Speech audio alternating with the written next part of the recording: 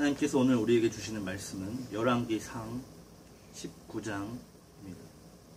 구약성경 열왕기상 19장 2절부터 18절까지 말씀 교독하도록 하시겠습니다.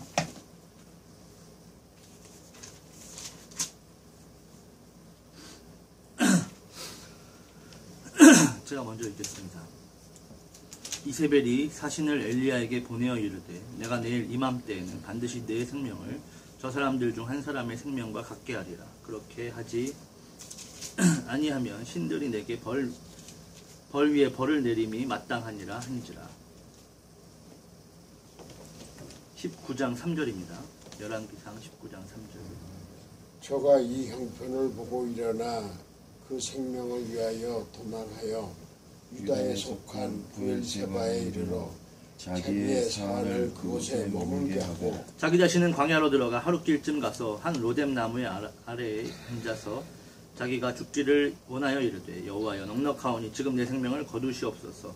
나는 내 조상들보다 낫지 못하나이다 하고 로뎀 나무 아래에 누워 자더니 천사가 그를 어루만지며 그에게 이르되 일어나서 먹으라는지라. 본즉 머리맡에 숯불에 구운 떡과 한 병 물이 있더라. 이에 먹고 마시고 다시 누웠더니 여호와의 천사가 또 다시 와서 어루만지며 이르되 일어나 먹으라. 내가 갈 길을 다 가지 못하노라. 이에 일어나 먹고 마시고 그 음식물의 힘을 의지하여 40주 40야를 가서 하나님의 산 호렙에 이르니라. 엘리야가 그곳 굴에 들어가서 거기서 누웠더니 여호와의 말씀이 그에게 임하여 이르시되 엘리야야 내가 어찌하여 여기 있느냐. 그가 대답하되 내가 만군의 하나님 여호와께 열심히 유별하오니 이는 이스라엘 자손이 주의 언약을 버리고 주의 제단을 칼로 헐며 주의 선지자들을 죽였음이오며 오직 나만 남았거늘 그들이 내 생명을 찾아 빼앗으려 하나이다.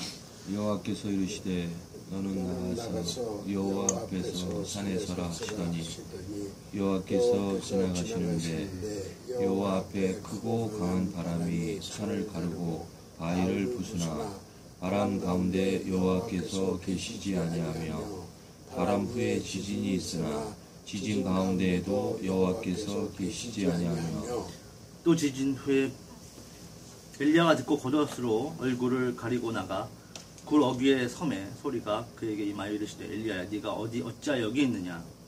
12절을 읽어야 돼. 12절을 예, 죄송합니다. 또 지진 후에 불이 있으나 불 가운데에도 여호와께서 계시지 아니하더니 불 후에 세미한 소리가 있는지라. 엘리야가 듣고 겉옷으로 얼굴을 가리고 나아가 굴 어귀의 섬에 소리가 그에게 임하여 가라사대 엘리야야 내가 어찌하여 여기 있느냐. 그가 대답하되 내가 만군의 하나님 여호와께 열심히 유별하오니 이는 이스라엘 자손이 주의 언약을 버리고 주의 제단을 헐며 칼로 주의 선지자들을 죽였음이오며 오직 나만 남았거늘 그들이 내 생명을 찾아 빼앗으려 하나이다. 여호와께서 그에게 이르시되 너는 내 길을 돌이켜 광야를 통하여 다메섹에게 가서 이르거든 하사엘에게 기름을 부어 아람의 왕이 되게 하고 너는 또 님시 아들 예후에게 기름을 부어 이스라엘의 왕이 되게 하고 또 아벨 무홀라 사밧의 아들 엘리사에게 기름을 부어 너를 대신하여 선지자가 되게 하라. 하사엘의 칼을 피하는 자를 예후가 죽일 것이요 예후의 칼을 피하는 자를 엘리사가 죽이리라. 그러나 내가 이스라엘 가운데 7,000명을 남기리니 다 바알에게 무릎을 꿇지 아니하고 다 바알에게 입맞추지 아니한 자니라. 아멘. 엘리야의 착각과 탈진이라는 제목으로 하나님 말씀 증거하도록 하겠습니다.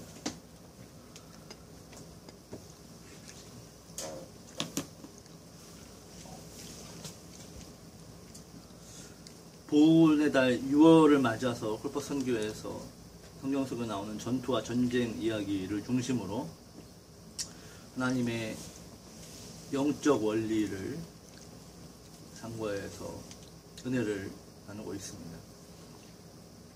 그러던 중 엘리야의 이야기가 나와서 지금 엘리야 시리즈, 노장투원 시리즈 세 번째 마지막 시간으로 엘리야의 착각과 탈진이라는 제목으로 하나님의 말씀을 통하여 은혜를 나누고자 합니다. 너무도 유명한 그리스도인들에게, 아니 또 하나님을 믿지 않는 세상 사람들까지도 한 번쯤은 들어봤을 만한 불의 사도 엘리야입니다. 첫 번째 시간에 엘리야가 얼마나 대단한 사람인지를 성경을 통해서 봤고, 두 번째 시간에는 엘리야를 하나님께서 보내실 수밖에 없었던 이유, 그 시대적 배경에 대해서 우리가 말씀을 통해 배웠습니다. 엘리야는 지금도 유대에서는 사람이 아니라 천사라고 생각을 하고 있습니다. 성경의 모든 등장인물들은 패밀리 네임과 이름이 있습니다. 이 패밀리 네임이라고 하는 우리나라로 이제 성이죠, 성. 누구누구의 아들이라고 하는 이러한 그 성, 패밀리 네임이 있는데, 그러한 족보가 유일하게 없는 사람, 예수님조차도 있는 족보가 생략되어서 없는 사람이 엘리야입니다. 그래서 많은 사람들이 엘리야를 사람이 아니라 천사다, 하나님이 보내신 천사다라고 그렇게 여겨지고 있고, 유대에서는 6월절 시기만 되면은 문을 열어놓고 엘리야의 수호 천사가 집에 들어와 주기를 기다리는 그러한 풍습이 있다고 합니다. 그의 사역 또한 강렬했습니다.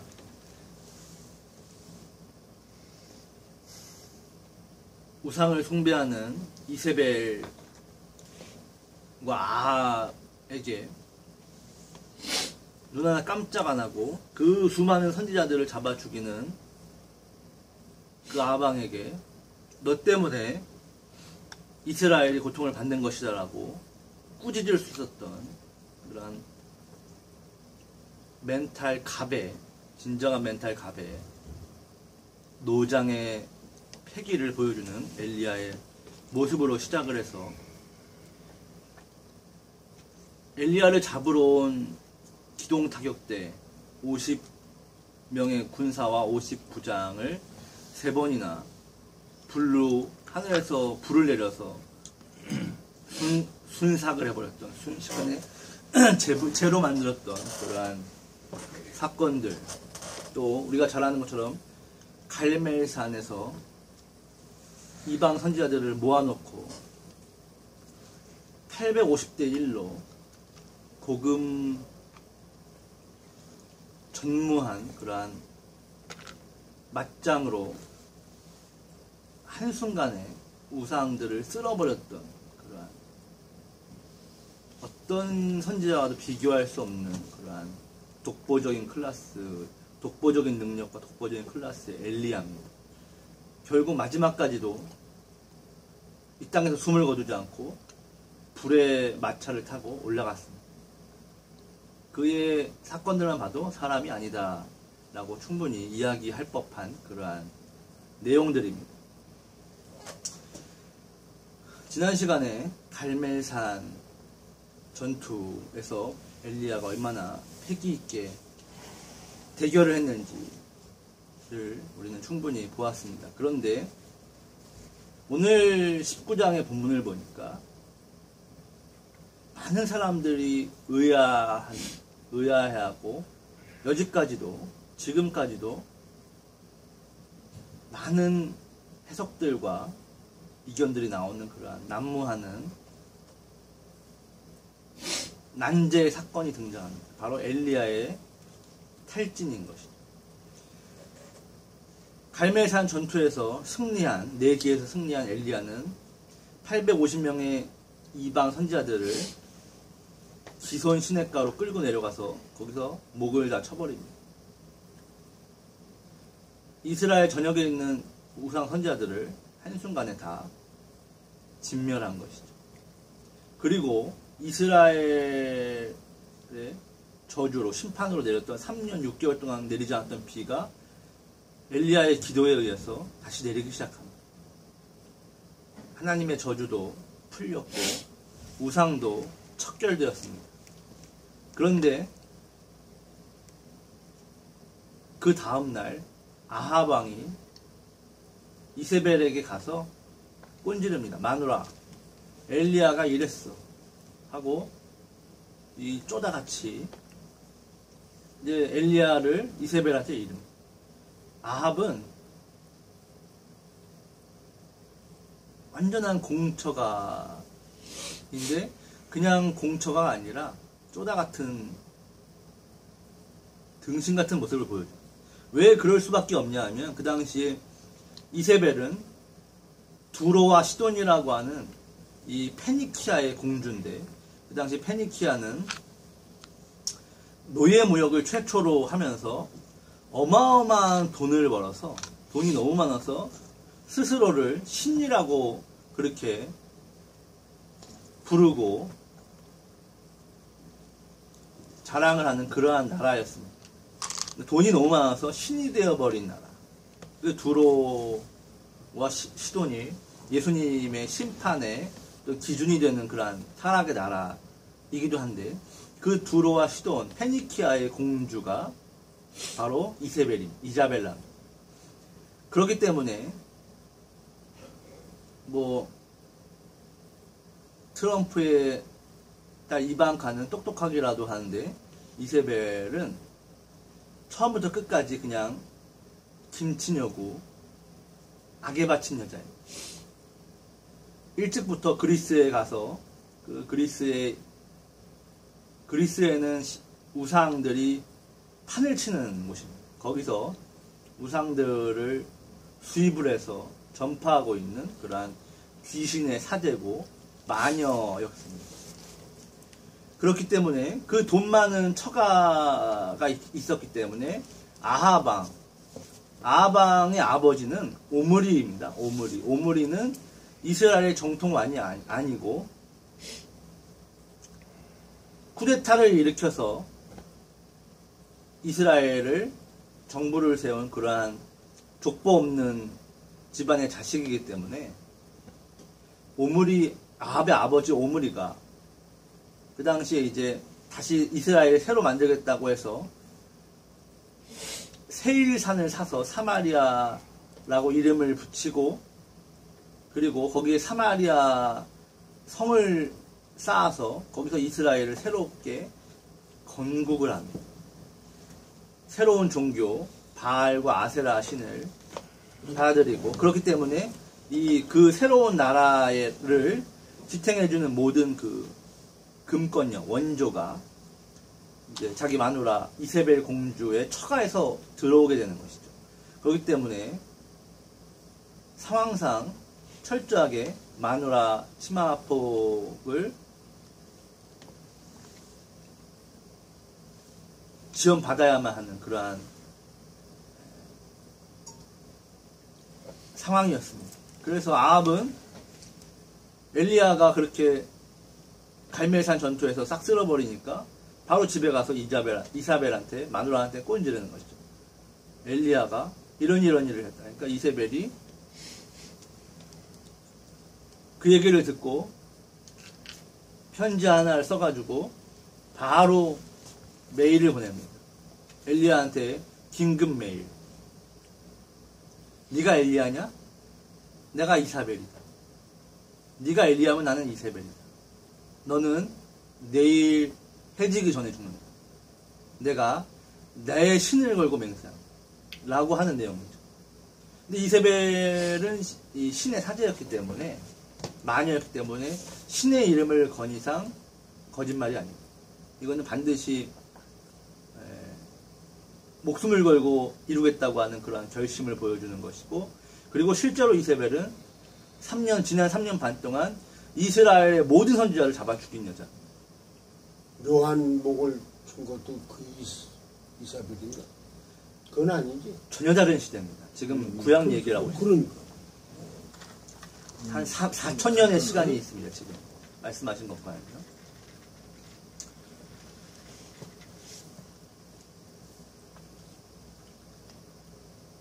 그 이세벨의 편지를 받고 엘리야가 갑자기 겁이 나는 거예요. 오늘 읽은 말씀 2절을 보니까 엘리야가 편지를 받고 이 형편을 보고 일어나서 튀었다라고 성경은 이야기하고 있습니다. 그렇죠? 이 형편을 보고 형편이라고 하는 것은 어떤 것이냐면 이세벨이 보낸 편지입니다. 그것을 보고 엘리야가 겁에 질려서 튀었다. 어디까지요? 로뎀나무 아래. 그러니까 광야로 갔는데 그 광야가 어디냐면 남쪽에 브엘세바까지 내려간 것입니다. 고고학적으로 보면 브엘세바 남방으로 내려간 것입니다. 자, 엘리야의 탈진에 대해서는 우리가 다 잘 알고 있는 이야기입니다. 많은 이 신학자들이, 목회자들이 엘리야의 탈진에 대해서 여러 가지 해석을 합니다. 저도 이제 많은 설교를 듣고 많은 해석들을 들어봤는데 대부분이 헛소리입니다. 어떤 사람은 엘리야가 조울증이 있었다. 뭐 이렇게 어떤 목사가 이렇게 얘기하는데 가슴이 아픕니다. 그런 이야기를 들으면. 엘리야가 정신병자였기 때문에 조울증이었기 때문에 그럼 뭐 약물 치료라도 받아야 되겠습니까? 그래서 갈멜산에서는 그렇게 조증이다가 그 다음날 또 우울이 와가지고 이렇게 또 막 동굴에 처박혀서 막 죽겠다고 하는 이거는 조증, 조우울증 환자다라고 그렇게 평가를 하는데 그것도 아니고요. 또 영적 침체 뭐 여러 이야기를 하는데 제가 오늘 분명하게 이 부분을 설명을 해드리겠습니다. 엘리야의 탈진의 이유는 믿음의 문제입니다. 이것을 믿음이 있는데 떨어진 것인데 엘리야가 믿음이 떨어질 수가 있는 엘리야의 문제가 아니라 지리학적인 문제. 성경을 창세기부터 처음부터 자세하게 이 고고학적으로 입체적으로 강의를 하고 해석을 하다 보면 아브라함이 가나안 땅에 살게 된 것은 전적으로 하나님이 그 땅으로 내가 지시할 그 땅, 세계의 그 수많은 땅 중에서 반드시 하나님이 정해놓으신 땅이 있습니다. 그 땅으로 가야 됩니다. 왜냐하면 그 땅에서 현장학습, 믿음에 대한 현장학습이 되기 때문입니다. 그래서 아브라함이 어디까지 내려가냐 하면 베델이라고 하는 지금의 예루살렘이죠. 거기까지 가서 제단을 쌓고 하나님을 예배하고 거기서 시작을 합니다. 그리고 아브라함이 믿음이 약해지면 그 땅은 뭘로만 살 수 있냐 하면 믿음으로 살 수 있는 땅입니다. 거기가 바로 가나안 땅입니다. 믿음으로만 그 땅에 살 수 있고 무력으로도 안 되고 돈으로도 안 됩니다. 아무것도 안 되고 믿음이 있어야지만 그 땅에 살 수 있습니다. 믿음이 없을 때 아브라함은 남방으로 내려갑니다. 현실적인 이유는 흉년이었죠. 하지만 그 배경에는 믿음의 문제입니다. 아브라함이 남방으로 내려가서 하나님 남방으로 내려가지 말라고 그랬거든요. 남방으로 내려가서 남방의 끝에는 애굽이 있습니다. 애굽은 절대 가지 말아야 하는 땅이죠. 남방으로 내려가다가 아브라함이 어디서 멈춥니까? 처음에 멈춘 것이 브엘세바입니다. 거기서 그 아비멜렉이라고 하는 그 지역의 왕을 만나죠. 그래서 사라가 워낙 이쁜 까닭에 아브라함이 살아보려고 거짓말을 합니다. 이제 구라를 치는 겁니다. 왜냐하면 현실은 현실이니까. 다른 나라에 왔다가 그 당시에 무법의 시대인데 이쁜 마누라 데리고 다니다가 와가지고 그냥 목 잘려가는 거죠. 마누라 빼앗기고. 그래서 누이라고 해요. 나를 오빠라고 불러요. 또 완전 100% 거짓말도 아닙니다. 실제로 그 누이 사촌 이종 누이이기도 하고 그런 이제 잔머리를 굴려가지고 문제를 해결해 보려고 했는데요. 현실적으로 지혜로운 겁니까? 유도리가 있는 겁니까? 현실 감각이 있는 겁니까? 아니죠. 하나님이 말씀하시죠. 거기서 아비멜렉이 아브라함이 잔머리를 굴린 것처럼 사라한테 꽂히는데 이렇게 이쁜 여사님이 사라 여사님 아가씨가 아니니까 사라 여사겠죠. 하고 사라를 끼고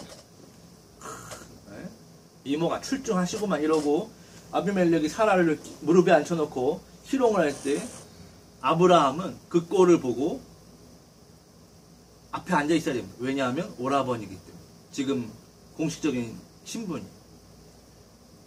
그렇기 때문에 실제로는 마누라인데 자기 마누라가 다른 남자 무릎에 앉아서 이제 생으로 끌려가는 것을 어떻게 보고만 있어야 되죠. 거기서 마누라라고 했다가는 다 죽기 때문에 자기 마누라가 아비멜렉의 품에 안겨 있는 거를 보고 있어야 되는데 그게 사람이 할 수 있는 짓입니까? 차라리 죽는 게 낫죠. 차라리 칼 물고 죽는 게 낫지. 그게 사는 것보다 고통이 때로는 죽는 것보다 더 심한 고통이 있는데 그런 경우가 된 겁니다. 살지도 죽지도 못하는 그런 어마무시한 끔찍한 경우가 벌어진 거죠. 어떻게 해요? 살려고 잔머리 굴리다 그렇게 된 겁니다. 그래서 아비멜렉이 사라를 대고 첫날 밤을 지내려고 하는데 아브라함은 손 하나 꼼짝 못합니다. 첫날 밤에 방 밖에서 할 수 있는 것이 없습니다. 미치고 환자가 팔짝지를 노르시죠. 그때 하나님이 개입을 하시는 겁니다. 사람이 아무것도 할 수 없을 때 하나님은 개입하시고, 그래서 하나님의 은혜는 전적인 구원이시다라고 말하는 겁니다. 할렐루야. 하나님이 꿈에 나타나가지고 아비멜렉한테 Don't do that. 너 그러지 마라. 너 손 하나 까딱 대면 넌 뒤진다.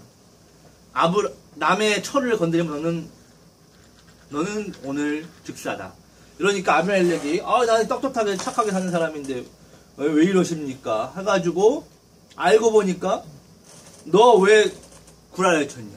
네 마누라라면서 해가지고 아브라함을 쳐 죽이고 싶지만 꿈에 나타난 하나님이 두려워서 보물들을 잔뜩 싸줘가지고 돌려보냅니다.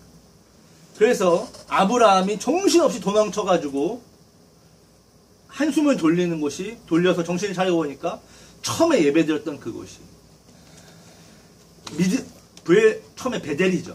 베델에서 브엘사베까지 내려갔다가 시겁한 일을 당하고 다시 하나님이 살려주셔서 제자리로 온 겁니다.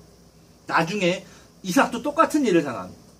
믿음이 없으면 남쪽으로 내려갑니다. 이스라엘도 믿음이 없어서 결국은 남쪽으로 내려가서 어떻게 됩니까? 바로한테 딱 걸리죠. 그래서 살지도 죽지도 못하는 또 그런 신세가 됩니다. 노예가 되는 겁니다. 대대손손 노예가 됩니다. 하나님의 자녀는 믿음으로 사는 것입니다. 아멘. 믿음이 없으면 세상으로 나가서 뭔가 해보려고 그렇게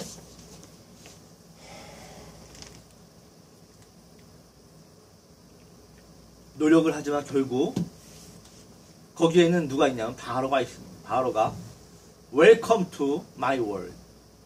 이래서 거기서 바로한테 콕 껴서 바로가 출애굽기 3장에 이스라엘 백성들을 향해서 뭐라고 말하냐면요.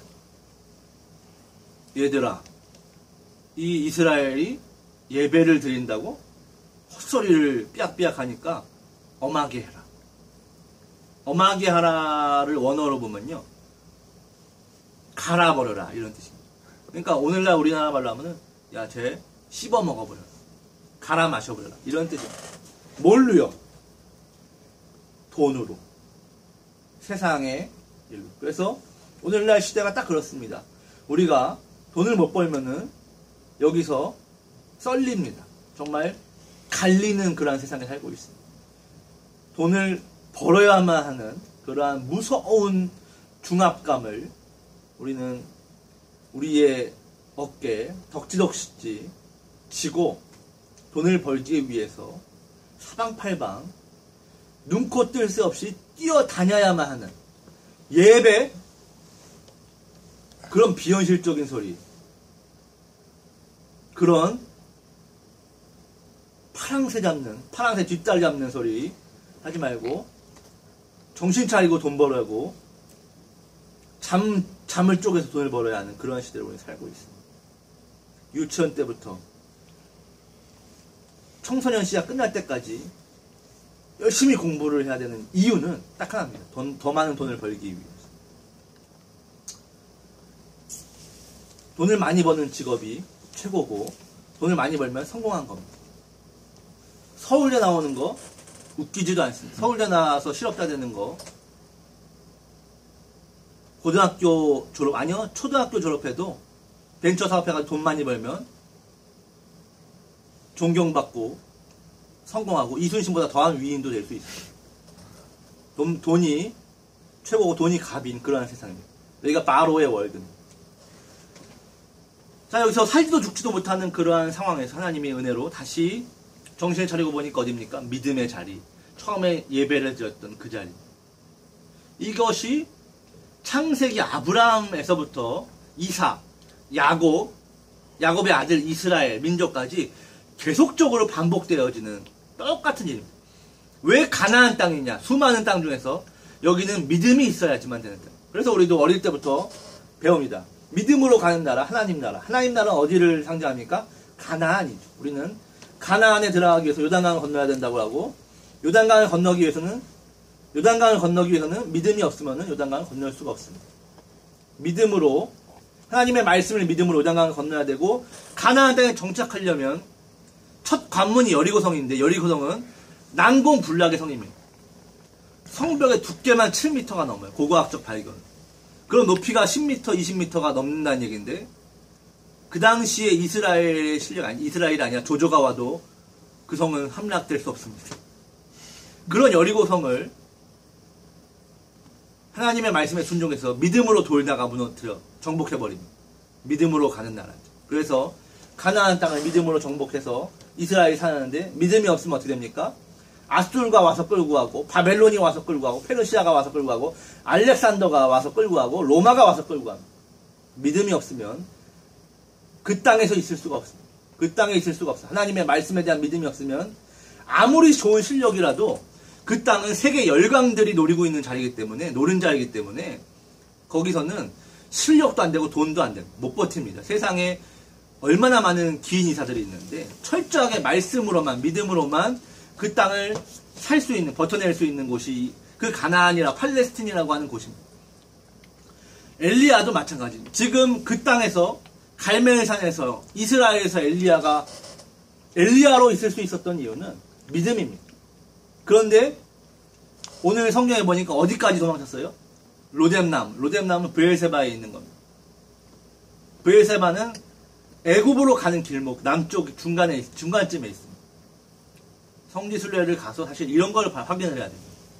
하나님의 말씀의 어떤 이러한 그 지리학적인 의미가 무엇인지. 그래서 엘리야가 남쪽으로 도망쳐 가다가 로뎀나무에서 죽여주십시오 라고 말합니다. 왜냐하면 그 이유에 대해서 거기서 이제 동굴 속에 짱 박혀가지고 숨어 있는데 마치 뭡니까? 예수님이 죽고 나서 막 다락방에 숨어서 로마의 군병들을 피해서 오늘 죽을까 내일 죽을까 그렇게 벌벌 떨면서 서로에게 묻죠. 베드로, 나 떨고 있니? 그렇게 물으면서 짱 박혀 숨어있던 그 제자들과 똑같은 모습입니다. 그 동굴 속에 짱 박혀 있을 때 하나님이 뭐라고? 네가 왜 여기 있느냐? 라고 물으십니다. 로뎀나무에서도 그렇고 동굴에서도 그렇고 엘리야가 말하는 건 또 한 가지입니다. 제가 하나님 앞에 얼마나 열심히 일했는지 아시지 않습니까? 저의 그 하나님을 향한 특별한 열심, 이 열정. 제가 목숨 걸고 일하지 않았습니까? 제가 이제 첫 번째 시간에서 엘리야가 아합에게 그렇게 막말을 할 수 있었던 이유. 아합이 엘리야를 죽이러 오는데 엘리야가 이 새끼 네가 너 때문이다. 이렇게 저주가 내리고 너 때문이지. 너하고 네 애비 때문에 애비까지 싸잡아서 욕을 하는데 그렇게 엘리야의 패기가 어디서 왔느냐. 이미 엘리야는 등장 17장 1절에서부터 하나님의 말씀을 받을 때부터 내가 여기서 목숨을 버려야겠구나 하고 다 내려놓고 나온 사람이에요. 목숨에 연연하지 않는 엘리야. 그런데 그 하나님 나라를 향한, 하나님을 향한 열심, 하나님의 사업을 위한 특별한 열심이 있었다라고 엘리야가 스스로 하나님께 얘기합니다. 진심이죠. 하나님도 알고 자기도 압니다.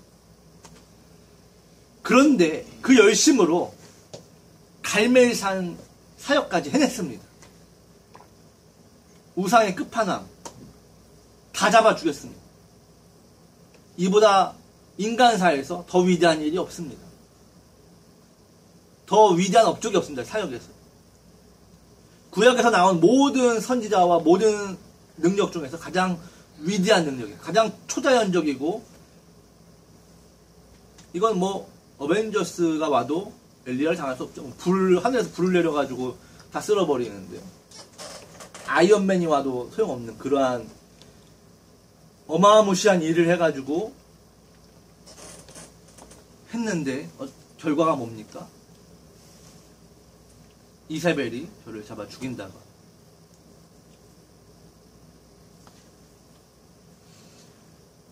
하나님이 말씀하시길 뭐라고 말씀하시냐면, 너가 탈진해서 더 길을 갈 수 없을까? 두려우니까 떡과 물을 마셔라. 그러면서 뭘 줘요? 구운 떡과 물을 엘리야에게 주셨다고 말합니다. 천사가 나타나서 구운 떡과 물을 주는데, 이거는 요한복음 21장하고 똑같지 않습니까? 요한복음 21장에 예수님이 죽고 베드로가 뭐라고 말합니까? 야, 다 끝났다. 고기나 잡으러 가자. 나는 고기나 잡으러 갈래. 돈이나 벌러 가야죠. 먹고 사는데 다시 또 해야지. 언제까지 정신 못 차리고 이거 교회 일 하겠습니까? 그래서 바다에서 고기 잡고 또 예전으로 돌아가서, 야, 이게 사는 건지, 고기 하나 잡는 건지, 내가 고기를 잡는 건지, 여기가 어딘지, 나는 누구인지 해롱해롱 될 때 주님이 또 나타나십니다. 그래서 떡과 물을 요단강 갈릴리 바닷가에서 구워주시죠. 그러면서 뭐라고 말씀하십니까? 내 양을 먹이라. 다시 사명을 불러일으켜 주십니다. 이 사건과 지금 오버랩이 완벽하게 지금 맞아떨어집니다. 자, 어떤 상황인지 사실은 창세기부터 비교하면서 설명하면 완벽하겠지만 그럴 수 없기 때문에 제가 간단하게 정리를 해드리겠습니다. 엘리야는 기대했습니다. 어떤 기대냐? 목숨을 걸고 내가 다 잡아 죽임을 당하는 이 상황에서도 마지막까지 그 핀치에 몰려있는, 정말 벼랑의 마지막 그 끝 한 자락에서도 결코 굴하지 않고, 엘리야가 아합에게 너 때문이다, 이 나쁜 죄인 악한 놈아 라고 꾸짖고, 하나님이 이 땅에 비를 내리지 않을 거다. 내가 말 한마디 하기 전까지는 절대 비가 내리지 않을 거다. 이슬도 없을 거다 라고 선언해버리고, 아합이 엘리야를 찾기 위해서 온 나라를 뒤질 때 엘리야가 그리심 시냇가 골짜기에 숨어 있는데, 거기서 거의 3년을 숨어 있습니다. 그리고 또 사르밧 과부 나중에 이제 이동을 하죠. 그리심 시냇가는요, 지금 가봐도 그 현장을 봐도 알겠지만 거기는 그냥 정말 기암절벽 사이입니다. 사람이 전혀 살만한 곳이 아닙니다. 거기서 3년을 버텨요. 하나님이 짱 박혀 있으라고 그래요. 엘리야 스타일은요, 원래 그런 데 짱 박혀 있는 스타일. 이미 생명을 던졌고 아합한테 잘라라, 내가 주둥이 날아가는 순간까지 너 욕해주마, 이런 스타일입니다. 그런데 아합에게 이제 하나님의 저주를 퍼붓고 아합이 잡으려고 하죠. 엘리야는 이미 그런 또라이 기질이 있기 때문에 하나님이 엘리야를 그리심 시냇가로 강제로 이동을 시켜놨어요. 피신을 시킵니다. 그래서 거기서 3년 동안, 골짜기에서 3년 동안 있으면요, 사람이요 완전히 망가집니다.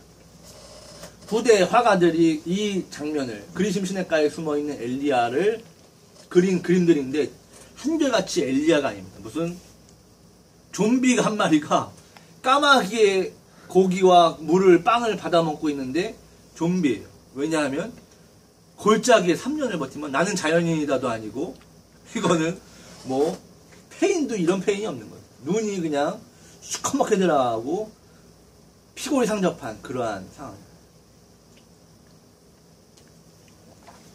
그렇게 고난을 받으면서도 인내하고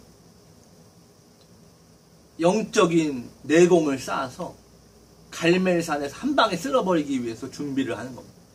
그래서 거기서 쌓은 그 기도와 내공과 영빨로 아합한테 나서서 갈멜산에서 불을 내려서 마무리를 짓는 겁니다. 이 우상시대의 마무리를 져버리고 한 방에 역전을 하는 겁니다. 정말 어제 축구처럼 불가능한 전쟁이었는데 마지막 그 골든타임에 그 역전이 나오는 그러한 짜릿한 역전승처럼 이 엘리야도 그러한 역전승을 기대를 한 겁니다. 그런데 어제도 참 아이러니하게도 그런 짜릿한 역전승을 거뒀음에도 불구하고 16강에 좌절이 되는 것을 보면서 참 허무하죠. 그 큰 의미가 그 큰 승리가 빛을 보지 못하는 그러한 안타까운 게임이었습니다. 엘리야의 승부도 마찬가지입니다. 그 어마어마한 인내와 기도의 시간들을 통해서 갈멜산의 승리를 거뒀는데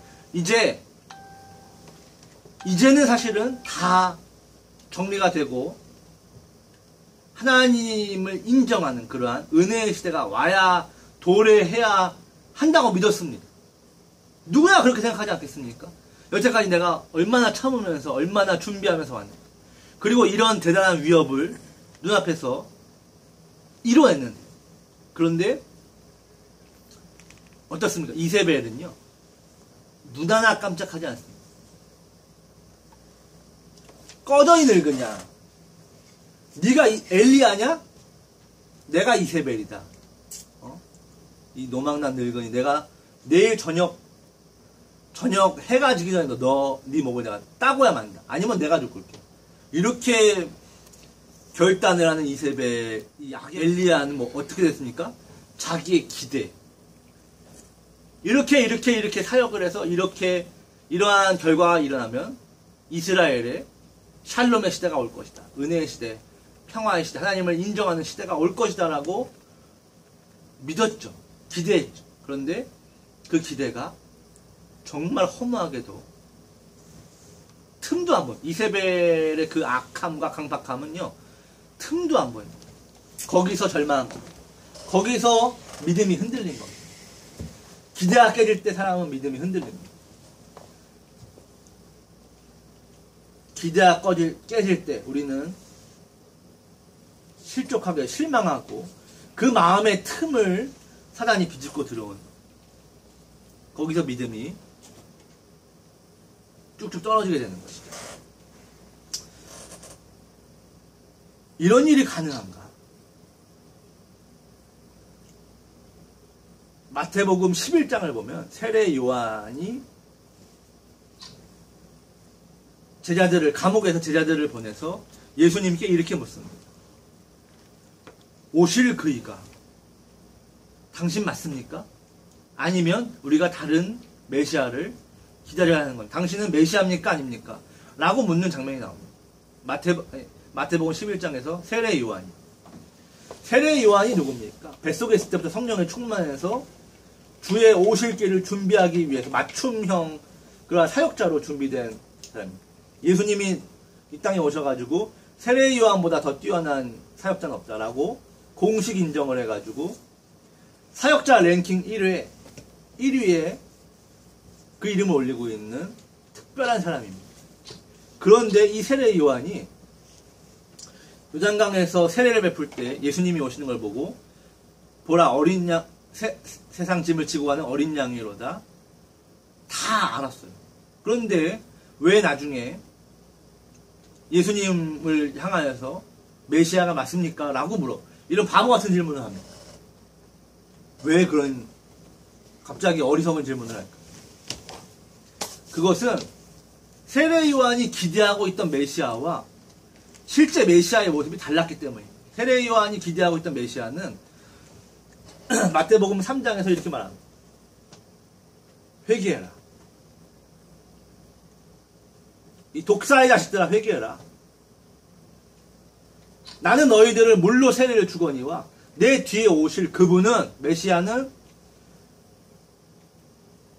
성령과 불로 자기의 타작마당을 타작하고 청소하실 분이에요. 그러니까 세례 요한이 메시아에 대해서 갖고 있었던 그 기대는 심판하실 메시아였어요. 왜냐하면 세상이 하도 썩어서 하도 이스라엘 백성이 더럽게 말을 안 들어먹고 죄를 지어가지고 야 너희들은 이제 그렇게 죄를 짓고 강하게 회개를 하네. 너희들은 좀만 기다려. 이제 주님이 오시면 너희들은 다 죽었다가 복창해야 된다는 거예요. 빨리 회개해라. 이렇게 얘기하고 있었어요.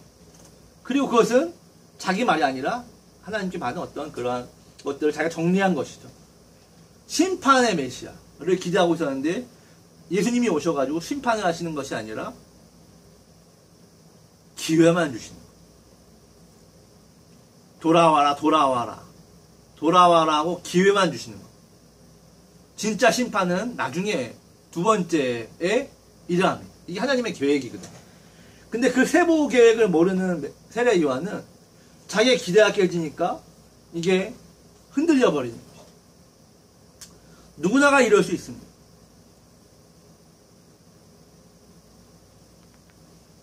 대한민국의 행복 지수는요, 세계에서 하위권입니다. 100위가 넘어갑니다. 행복하십니까? 라고 물었을 때 행복하다라고 말할 수 있는 사람이 별로 없습니다. 별로요. 행복하다라고 무조건 말하는 사람들이 있는데 그 소수의 사람들은 바보입니다. 진짜 바보들이. 웃고 다니는 바보들은 마냥 행복합니다. 그 사람들 말고는 대부분의 사람들은요, 행복하다고 말하기 그냥 어렵습니다. 그런데 세상에서 제일 못 사는 나라, 지금 대한민국의 이 GNP는 $10,000가 훨씬 넘었고 이제 $20,000에 육박했습니다. 그런데 GDP가 3,000불도 안 되는 그러한 세상에서 제일 거지 같은 나라가 있습니다.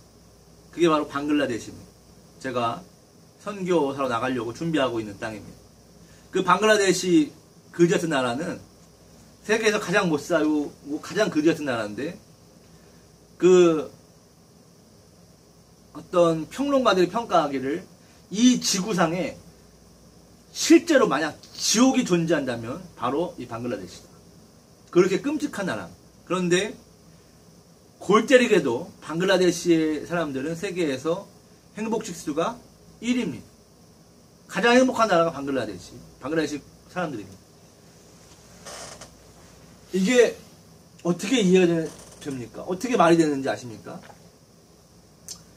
제가 방글라데시 선교를 준비하고 방글라데시에 왔다 갔다 하고 방글라데시 사정을 그나마 잘 알기 때문에 말씀드릴 수 있습니다. 방글라데시는 특징이 뭐냐 하면, 비가 오면 우기와 건기가 있는데 비가 오면 방글라데시 위에 있는 나라가 인도입니다. 인도의 겐지스강 하류에 있는 나라가 방글라데시입니다. 방글라데시는 국토의 3분의 1이 물에 잠겨버립니다. 30%가 물에 잠겨버려요. 이게 얼마나 끔찍한 수치냐 하면, 한강 이남은 다 물에 잠겨버리는 겁니다. 비가 오면. 그게 사람이 살 수 있습니까? 그런데 그런 사람이 살 수 없는 땅에서 방글라데시는 사는 거죠. 방글라데시에서 집을 지으면 비가 오면 없어집니다. 소를 키우면 비가 오면 없어집니다. 자동차를 사면 비가 오면 없어집니다. 비가 오면 없어지는 겁니다. 다 떠내려가는 겁니다. 부자 동네건 그런 거 팔 필요 없습니다. 다 떨어내려갑니다. 국토의 3분의 1이 다 떠내려가는 겁니다. 뭘 하는 게 의미가 없습니다. 그렇기 때문에 방글라데시 사람은요, 기대를 안 합니다. 기대를 하는 거는 그건 의미가 없는 거. 바보나 기대하는 거고요. 방글라데시에서는 그냥 비가 오는구나. 아, 하늘이 구멍이 뚫린 듯이 비가 오는구나. 아, 그냥 그렇구나. 인샬라. 신의 뜻입니다. 자연을 거스를 수가 없어요. 다 떠내려가 없기 때문에. 기대를 안 하기 때문에 행복한 겁니다. 대한민국의 사람들은요, 굉장히 많은 계획을 세우고, 꼼꼼하게 계획을 세우고, 기대를 합니다. 요것도 기대하고, 요것도 기대하고, 그런데 그 기대들이 안 이루어졌을 때, 어떻습니까? 좋은 환경에도 불구하고, 불행하게 하다고 느끼고, 때로는 큰 상처, 정신질환에까지 이르는 그러한 깊은 절망 속에 빠지게도 합니다. 오늘 엘리야는 기대했습니다. 왜냐하면 자신이 그렇게 애써서 수고했고 힘을 다해서 특별한 열심으로 하나님을 위해서 일했고 이러한 일을 드디어 이뤄냈기 때문에 어떠한 결과가 있을 거라고, 열매가 있을 거라고 믿었습니다. 기대했습니다. 그런데 그것이 안 되었죠. 세상이 재미있는 까닭은 세상이 우리의 계획대로, 우리의 마음대로 되지 않기 때문입니다. 그렇기 때문에 재미있는 것이지, 우리의 계획대로 되면요, 너무너무 재미없습니다. 제 방송을 재밌게 볼 수 없는 이유와 마찬가지입니다.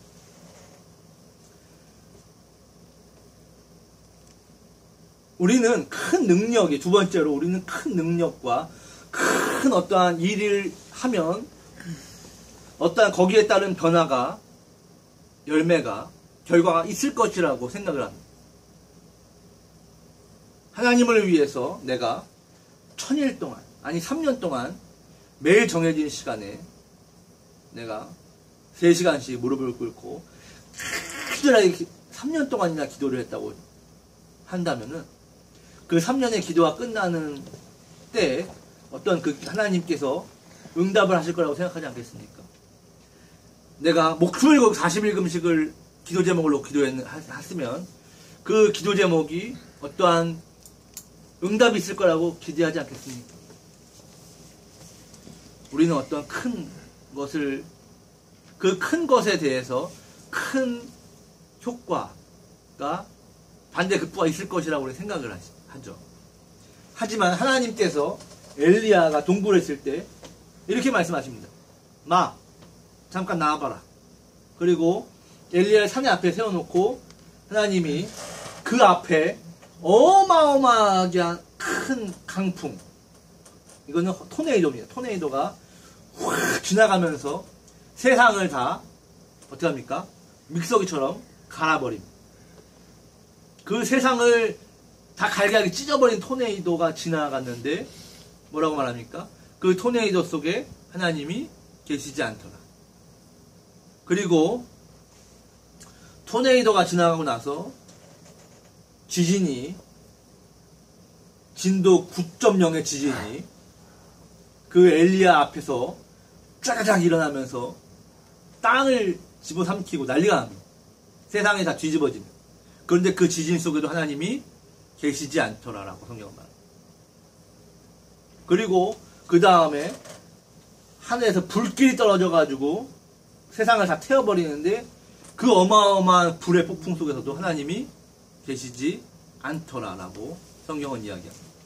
그리고 나서 세미한 음성 속에서 하나님이 말씀하신, 엘리야야, 네가 갈 길을 다 가지 못하고 쉬어라. 그리고 다시 일어나 힘을 내서 가라. 우리가 기대하는 것은 어떠한 외형적인, 물리적인 이 세상의 큰 일들이죠.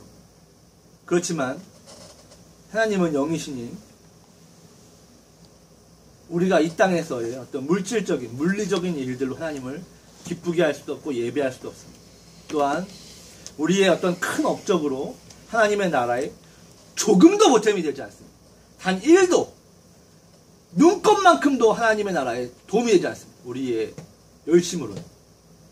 엘리야가 우리 모두의 합친 것보다 더 특별한 열심으로 대표로 보여주고 있는 것입니다. 이 세상에 누가 있어서 엘리야보다 더 큰 위력을 발휘할 수 있겠습니까? 누가 그보다 더 용기 있게 세상을 향해 싸울 수 있겠습니까? 아니요. 그럼에도 불구하고 엘리야도 실패하고 맙니다.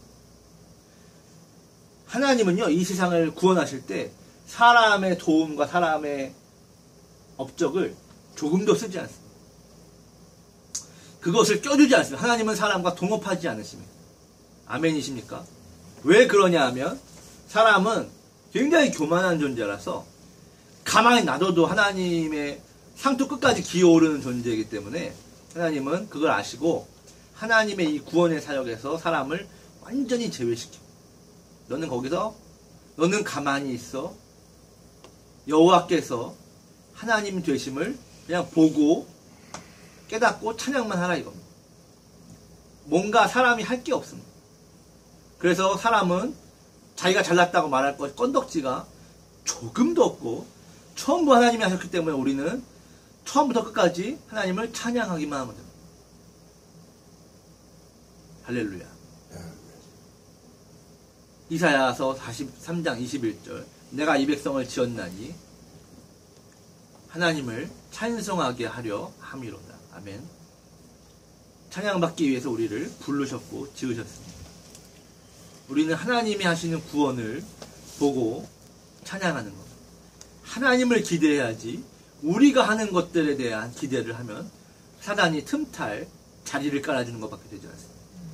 마지막으로 이 말씀 읽고 마치도록 하겠습니다. 히브리서 12장 2절입니다.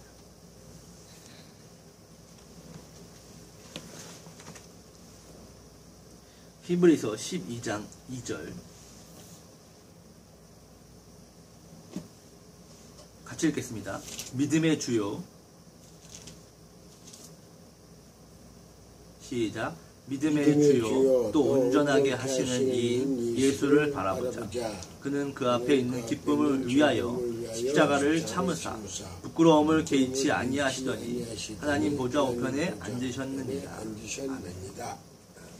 세상에서 크고 영화롭고 영광스럽고 어메이징하고 아름답고 이러한 일들을 해서 하나님을 찬양하고 이 세상에 어떠한 하나님의 나라를 도움이 되는 일을 한다고 착각하지 마십시오.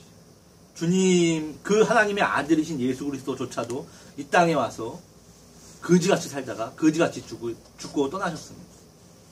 십자가에서 비참하게 죽으시고 떠났습니다. 어떤 위대한 일을 하시지 않았습니다. 어떤 큰 성공을 하신 것이 전혀 없습니다. 자기를 철저하게 비우고만 가셨습니다. 오늘 우리의 사명 또한 마찬가지입니다. 하나님을 위해서 큰 일을 하겠다고 착각하지 마시기를 주님의 이름으로 부탁을 드리겠습니다. 하나님이 원하시는 것은 하나님이 하시는 것을 보고 경험하고 감사하고 기뻐하고 그것을 찬양하기만을 바랄 뿐입니다. 주님께서 그렇게 하셨던 거죠. 오늘 우리도 주님을 바라보면서 오직 순종하고 찬양할 수 있는 믿음의 종들이 되시기를 주님의 이름으로 부탁을 드리겠습니다. 살아계시고 역사하신 하나님 아버지,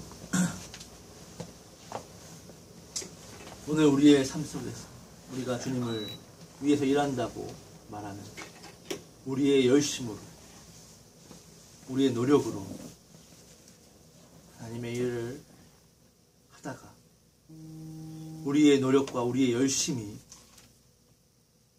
인정받지 못할 때 그에 합당한 결과를 받지 못할 때 우리는 참으로 어이없게도 스스로 낙심하고 스스로 실망하게 됩니다. 그 틈을 타고 들어오는 마귀의 그러한 유혹을 우리가 어찌 감당할 수 있겠습니까? 저 특별한 선지자 엘리야조차도 탈진하는 이러한 사람의 연약함을 한계를 우리가 보면서 주님 히브리서 12장 2절의 말씀을 다시 한번 우리의 마음에 새깁니다. 믿음의 주요 우리를 오직 온전케 하시는 예수 그리스도를 바라보기를 원합니다. 오직 주님만이 우리의 표대가 되어 주시옵소서. 세상에 큰 일을 하는 것도 바라지 않습니다.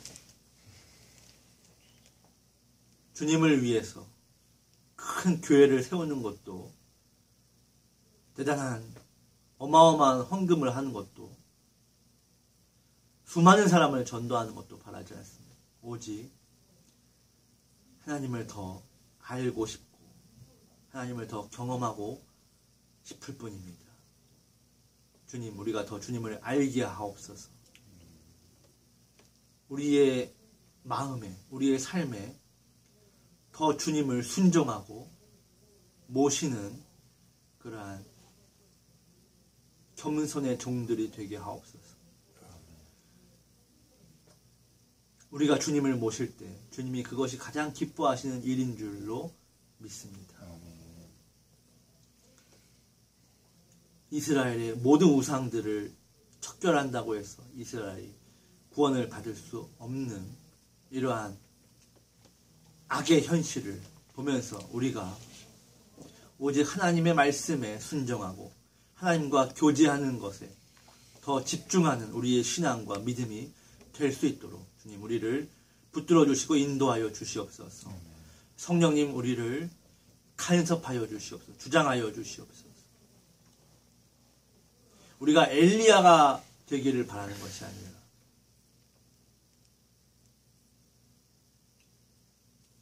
주님과 주님의 품에 안겨 있었던 그 사도 요한처럼 우리가 더 주님과 교제를, 사랑을 나누기를 원합니다.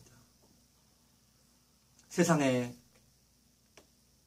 관심이 아닌 집착과 중독에 가까운 우리의 마음들을 주님 치료하시고 돌이키셔서 영생을 주시는 생사화복을 주관하시는 우리 주님께만 우리의 마음이 집중되어지고 드려질 수 있도록 도와주시옵소서. 주님께 감사함으로 예물을 올려드립니다. 이 예물이 주님의 나라를 위해 사용되게 하시옵고 또 우리가 주님께 우리의 마음을 드리는 그러한 제물이 되게 하시사 우리의 물질뿐만 아니라 우리의 생명도 우리의 삶도 온전히 주님께 드리며 주님과 하나가 되는 귀한 믿음의 종들이 또 선교회가 되게 하여 주시옵소서. 감사하며 우리 주 예수 그리스도의 이름으로 기도드립니다.